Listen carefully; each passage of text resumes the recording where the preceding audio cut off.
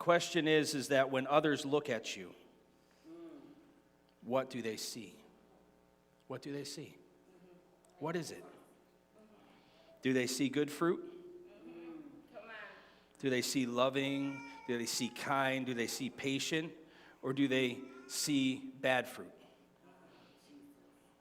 You call yourself a Christian, but you're uncaring. You don't have time.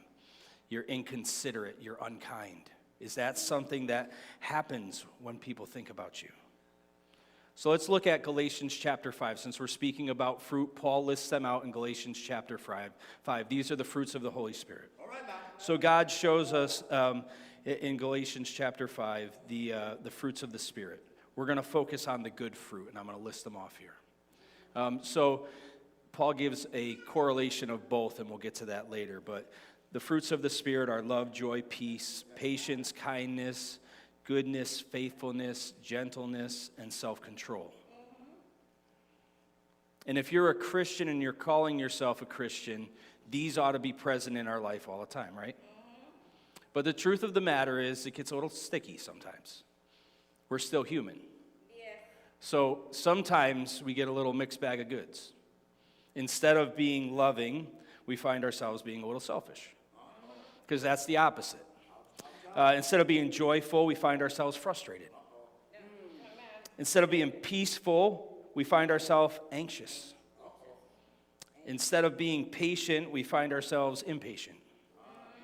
Instead of being kind, we find ourselves uncaring. Instead of being good, we find ourselves bad. Instead of being faithful, we can often find ourselves disloyal. Instead of being gentle, we end up being harsh. And probably the worst of all, instead of being self-controlled, we find ourselves self-indulgent. If you didn't know, that was all the opposite fruits of the Spirit right there. Those are what we would call the fruits of the flesh that we listed off in contrast. So this is complicated when we get to real life. Because the truth of the matter is, I can see both fruits present in my life, if I'm just honest. There are times where I am full of patience and peace and love and joy. And there are times where the world, the busyness, the stress gets to me, and I begin to produce bad fruit. I'm short with someone. I'm rude. So what do we do at these moments, right?